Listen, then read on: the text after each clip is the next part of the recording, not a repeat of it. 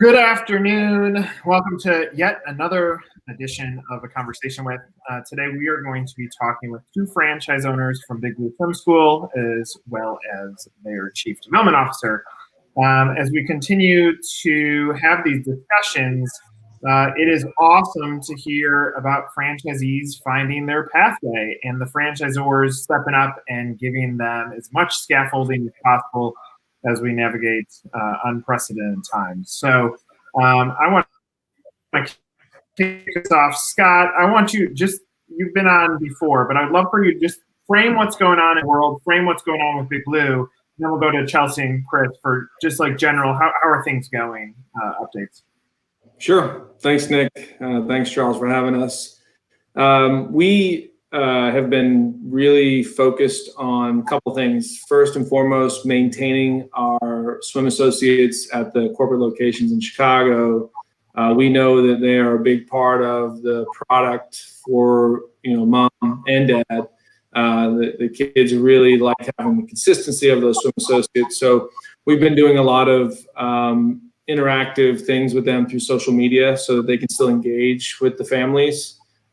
So actually we had one swim associate write a song for one of her favorite students and posted that on social media, and it was a hit.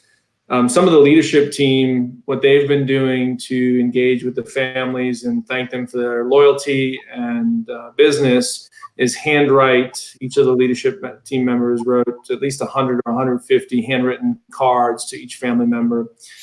We did a half payment in April for all families to maintain their schedule.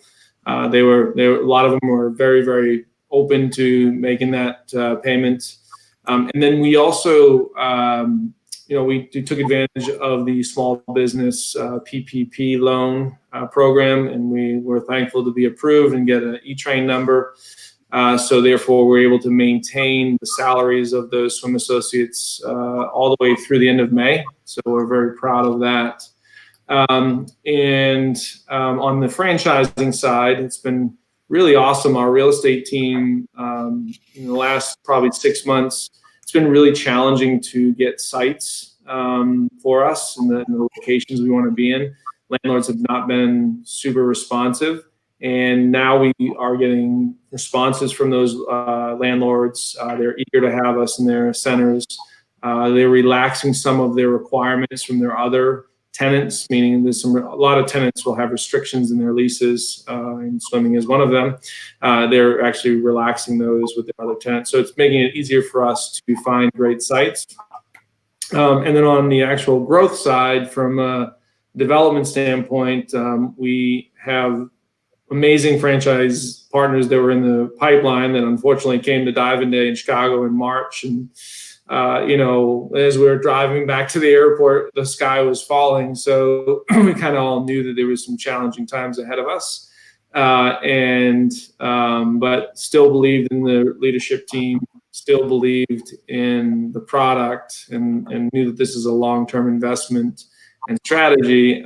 We've helped them by allowing them a furlough of paying their franchise fees until sometime in June to get through this. And then what was the last piece? I think that's pretty good. That kind of sums up what we've been after the last.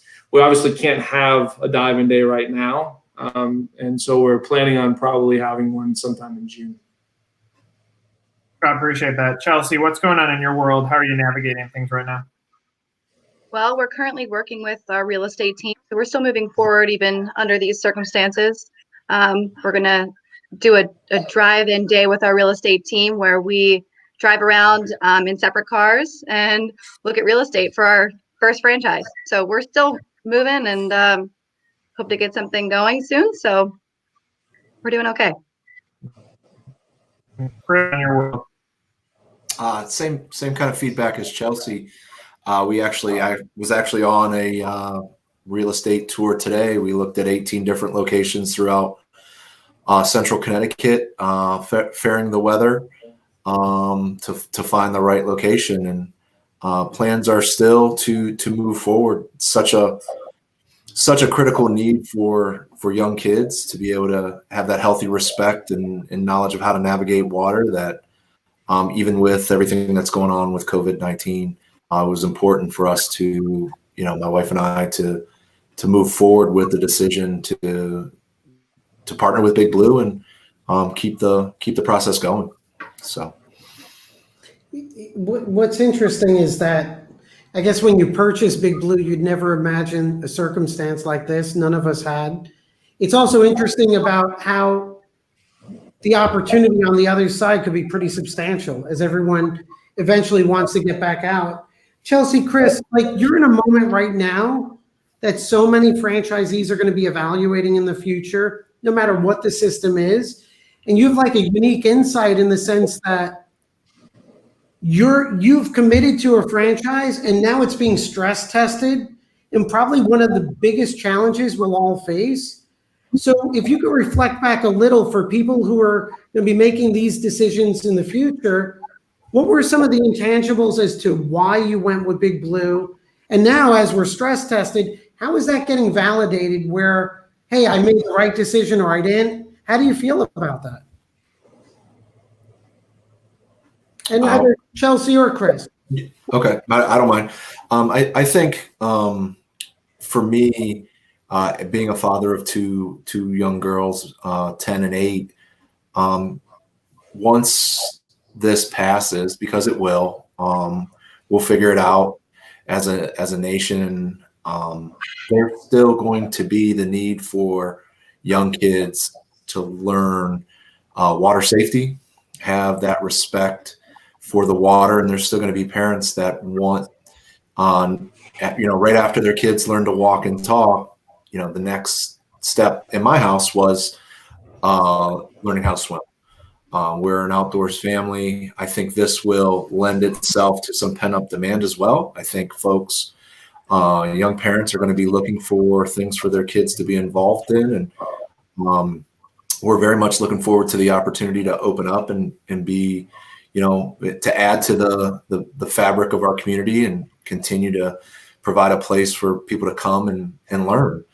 And that will hold true today. We believe that will hold true 10 years from now, that parents are still going to want their children to be safe and understand how to have fun in water, but also to do that safe way and to have those swim skills that, we're going to be teaching at our schools. So it's an exciting time for sure, even through all this.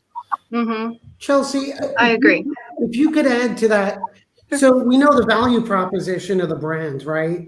But set that aside a minute. Could you share your experiences in terms of what led you to Big Blue, what the intangibles, and how's that proven out as we get stress tested here? Sure.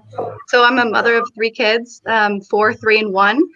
So, there's not a swim school in our area. So I was traveling 40 minutes to go to a swim school for 30 minutes. So this was a tough time.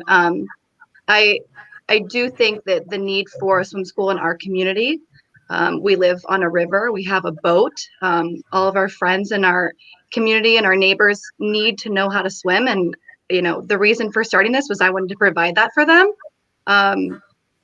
So yeah, that's kind of, why I had originally wanted to start this.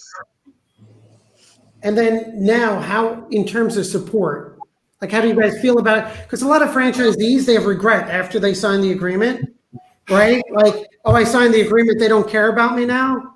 No. Do they care about you guys now? Like, let's talk about that a little. Sure, I have not felt that way once yet. If anything, the communication with Big Blue is phenomenal. I hear from them almost every day.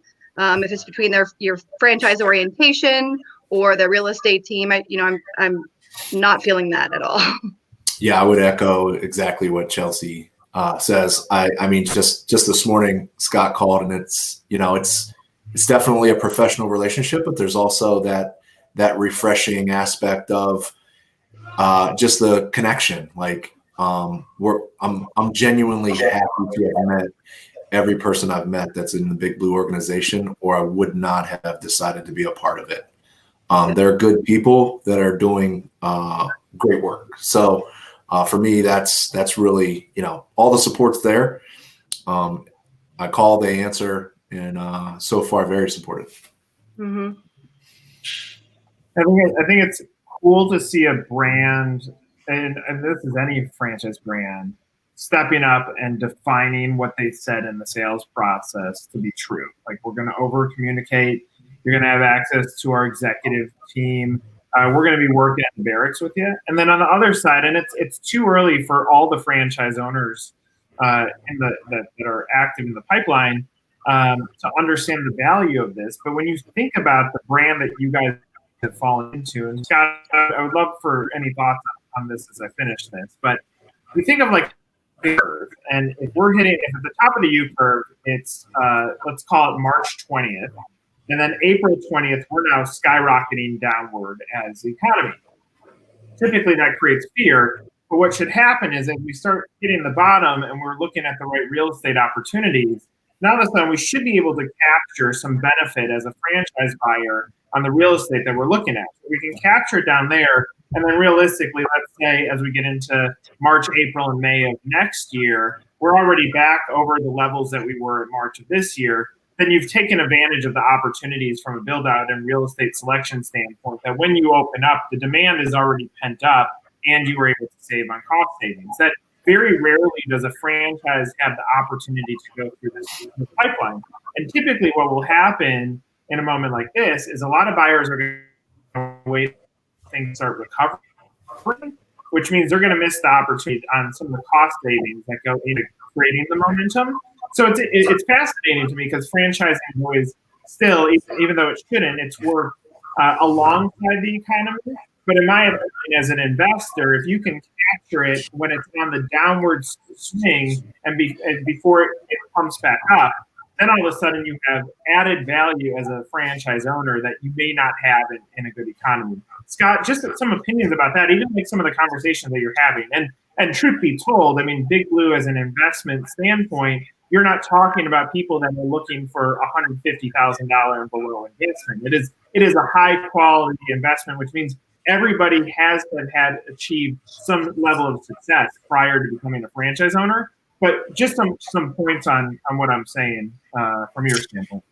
Yeah, so I mean, it is an odd time. I don't think we've ever seen this since 100 years ago when the Spanish flu came about, But that being said, like you said, a lot of those brands that were hanging on by a thread in that amazing economy we had, we were looking for some form of correction. Not this deep of a correction, not 22 million people losing their job, but some form of real estate correction to find some great sites in type A spots. It is something that will be temporary. There is going to be a phasing approach and a fear of coming back into normal society. We kind of believe that this summer will be the summer of local, meaning families will get out and about again in their communities. They're not going to get on a plane to go to the beach or go to the lake. They're going to stay fairly local. And with that being said, we see it as an opportunity to be right there for them as an awesome activity and a positive activity that their kids can do with Big Blue. So essentially, getting out of the house 1 or 2 times a week and going for swim lessons with the entire family, that can almost act as a form of fun vacation, if you will. But we also see opportunities with lenders, meaning that the standard SBA 7A loans, we're seeing obviously a reduced interest rate over the terms of the loans. Our lenders are also, they're big players. They like our model because it's a long-term play. We always like to say you can't own the public utility, you can't own the cable company or the gas company, the electric company, but you can own the swim school. And so that being said, we're there for 20, 30 years, and our lenders like that because they know their loan's going to get paid back. So they're willing to extend their term as well. We're seeing some terms as much as 15 plus years, amortization schedules, and a reduced initial capital upfront equity injection. So lots of good things there as well. As long as the credit markets stay healthy, which hopefully they do, as long as the economy gets back, we should be fine. The SBA just processed over, $500 billion of those short-term loans. It's incredible what they were able to do in such a short amount of time. And I just feel that it's just, Big Blue was started in 2009 by Christy Young. I mean, it was the height of the recession back then, and the Great Recession, and they had the most success, which caused them to open up their Wilmette location, and kind of the rest is history. So this is not the first major storm that Big Blue has had to weather. Scott, it's one of the things we're seeing, at least for the other side, and I know the Big Blue team has approached things differently, whether it's pedigree or your team. But there's definitely a shift we're seeing on the other side of this toward a management philosophy where franchisees are valued more as stakeholders than in the typical franchisor-franchisee relationship.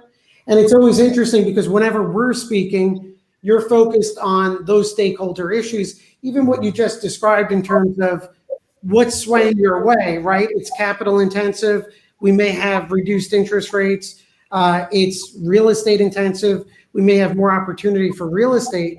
As a franchise leader, what else are what's your thoughts on franchisees becoming more of a stakeholder in a franchise system, and really franchisors changing their focus from a survival standpoint of, hey, everything about our system needs to be franchisee success? 100%. The pillars of our success are franchisee satisfaction, so engagement and a positive experience, along with profitability. Really, it's not just cash flow and making enough royalties; it's making sure they're profitable.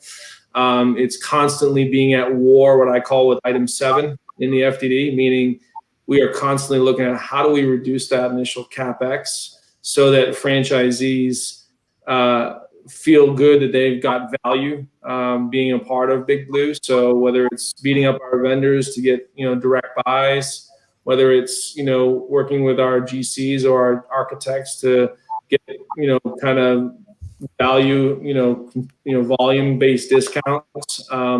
Also, just our internal real estate team providing extra touch points. Extra, we have, as franchisees go through the process of signing the lease, they literally will go through 3 or 4 different versions of their unit economic model, meaning they'll get to see what their IRR is on their initial capital, a cash on cash return. They'll get to see what we believe that site should perform on their behalf as we get the harder numbers throughout that process. So there'll be 4 different times they'll get to look at that before they get to rec committee, which is our final decision on the site. So we really strive to make sure that everything we do is to their benefit and taking a lot of the stress off of them, meaning we have a pool readiness team, which basically manages the construction, manages the site selection for them. We have our lesson readiness team. I mean, it's a robust team of people and executives that have put together adult learning models that make it really helpful and useful for them to hire the right GM and assistant managers, and then finally the swim associates. And then our community readiness team, all this is going on at the same time as the site's opening up. They're out there trying to make sure that the leads are coming in and the pre-sales are happening so that our franchisees open up with immediate cash flow and immediate group of swimmers and great swim associates to execute against the model. Most brands are not planning it that way. They're saying, okay, sign the franchise agreements, buy this territory. Good luck. The training, sign the training. Well, we'll come out the next quarter to see how you're doing. We're going to be on site during their grand opening and their soft opening when they're doing their evals. We're going to make sure that they're going to execute against the mission and values of the brand and a lot of our principles. So which will help them, A, get to cash flow positive and profitability quicker. Chelsea and Chris, I would imagine, like, listening to Scott, it continues to validate your decision. I mean, clearly, like, there are not many brands that really invest in the franchisee. Like, when you hear him talk, is like, all right, yes, all of us as human beings there's some part of us, whether we're willing to admit it or not, that this is a little bit of a scary time for everybody because it's so unknown and it's never hit us. But to have comfort that you've made the right decision, does that help when you hear stuff like that? Yeah, absolutely. I feel like I'm part of the Big Blue team, and that's super important from the very beginning. Just, even having an athlete start this franchise, right? Christy Long, that made me feel good. As an investor, having L5 Capital invested in 2017, that made me feel good. And then, hearing Scott and the team talk after the dive-in day, I felt like part of the Big Blue team, and I'm glad I'm on this team. So, yeah. Same with me. I mean, just listening to Scott, it's really good music that plays when we talk about the unit economic model, and there is some fear in that, the fear of unknown that comes with most things, but having information to kind of help you guide you through that is what's powerful, and having accurate information based on units that are up and running today has been really valuable. The team's so supportive. I think, as Chelsea alluded, when we were in our dive-in day in Chicago, it's very much a two-way street. We were evaluating Big Blue simultaneously while they were evaluating us for a fit. And at the end of that time together, we all agreed that this was something we wanted to do. So it was definitely a learning curve for me, and that support that Scott and the team talk about it is one of the major reasons why, when I think about this time we're in right now is the start of at least a decade's worth of a relationship, and probably more. So, it has some big impacts. And I always like to say franchise contracts and franchise relationships last a lot longer than most marriages. So, so. What I love is there's more in the intangible than actually the words that are being spoken right now, and like connecting dots, and like Nick and yesterday when we spoke with Kurt Schilling, he said the uniform's important, right? So some franchise brands, you just may have the hat and that's it, and you talk about, right, and you talk right, and like Scott said, it's interesting because it's like, okay, guys, check in when you find a location. And when we reevaluate the stakeholder interest and the value proposition, franchisor, franchisee, I love that I just heard a franchisor say that he's going to war with an item 7 in an FDD to fight over ROI and cash on cash return, and talking about site selection committees and that battle, because that's what it is in terms of stakeholder. I question, and for anyone who's watching this, not saying Big Blue, any franchise, like those are the things you want to be hearing. When a franchisor, I mean, Scott, I've never heard anyone talk about going to war with an item 7, but that's really what this is, right? That battle and that cash on cash return. And that's the difference between stakeholder value versus buy our franchise, we provide you with training, right? Which is meaningless. And that's why I love Nick about these conversations, because you could never get to that intrinsic intangible. I want a franchise who's going to war with item 7. That's what I want. So, I think it's just, again, you can't read about this stuff. You can only see it in motion. And it's just great to see that these uniforms, what's behind it is leadership and a real team and real commitment, as opposed to on the other side of this pandemic, which the brands that don't have that don't deserve to exist. And I don't care if they're backed by $1 billion. It's crazy. Yep. No, that's good stuff. Yeah, I mean, a lot of brands. Look, a lot of brands are going to be stress tests right now, and if you were to look behind the sheets, you're going to see brands struggle on cash flow, Brands struggle on how do we actually support our franchisees. Brands struggle on what is our value proposition in the marketplace. Brands struggle on how do we market or how do we transition or pivot our marketing to make sense for our customer base. And I feel like the reason like all of those struggle points happen is because the franchisor is not properly capitalized, does not have a sound leadership team in place, and is willing to take 1 inch off of the values that they set up as an organization. So when the stress test happens with a brand, it actually shows the true colors. And it's interesting here because as an emerging brand, Big Blue is perfectly, like the story would be perfectly fine for Big Blue to say, hey, we're not giving our franchisees support right now because we got to support our own. That would be like in tune with the rest of the industry.